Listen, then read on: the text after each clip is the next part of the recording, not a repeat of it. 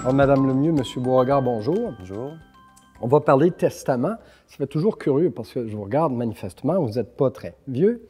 Qu'est-ce qui vous incite aujourd'hui à entrevoir cette possibilité ou en fait cette nécessité de rédiger un testament?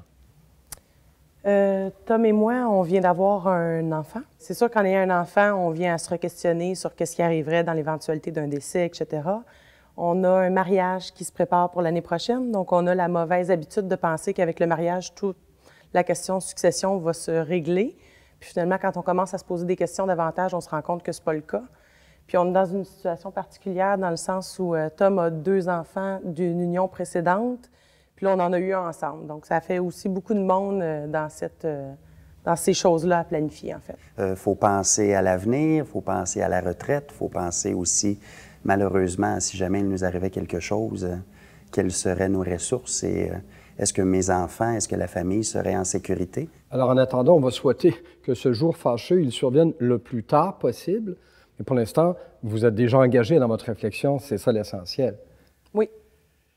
Et pour voir justement comment on peut, qu'est-ce qu'il pourrait avoir d'informations supplémentaires, vous avez parlé de type de testament, de la réflexion de ce qu'il y a comme situation dans votre état le matrimonial qui est en train de changer.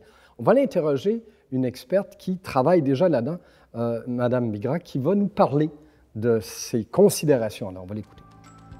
Dominique Bigra, avocat, gestionnaire fiduciaire, service fiduciaire de la gestion privée Desjardins. On en parle régulièrement, il y a des appels, des avertissements, et vous devez le voir, le constater, il y a encore pas mal de monde qui remettent et finissent par mourir sans avoir fait de testament. Tout à fait. Il y a encore beaucoup de gens qui meurent sans testament en ignorant, en effet, les conséquences de décéder sans testament et à ce moment-là, d'avoir la dévolution légale qui s'applique prévue au Code civil. S'il n'y a pas d'union formelle, et qu'il y a un mariage, quelqu'un meurt intestat, c'est pas automatique que la personne qui est l'amour de sa vie va hériter pour autant. Pas du tout. Même s'il n'est pas marié, c'est très clair. L'amour de sa vie n'hérite pas. Même pas des REER, même s'il y a un roulement fiscal, il n'hérite pas. Pas du tout. Ce sont les enfants, ou s'il y a l'absence d'enfants, on va à la dévolution légale, les ascendants, les frères et sœurs.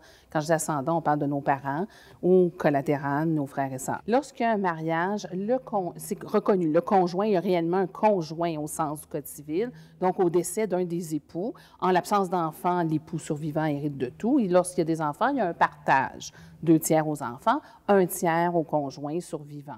Mais là, c'est ça vraiment aussi qu'on veut. Et là, on va devant un notaire à ce moment-là, c'est la formule classique? Idéalement, parce que le testament notarié, il existe 3 formes. Le testament, parlons du testament notarié, c'est celui qui revêt une forme authentique et qui permet d'aller de l'avant immédiatement avec la liquidation de la succession au moment du décès.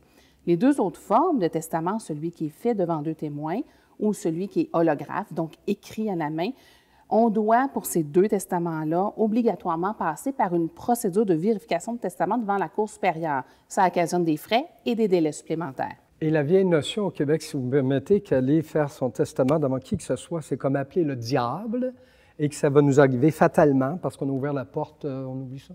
On oublie ça. Un coup que c'est fait, vous allez voir, vos épaules vont revenir à leur place, vous allez être détendu, vous allez vous sentir soulagé. Merci beaucoup. Bienvenue.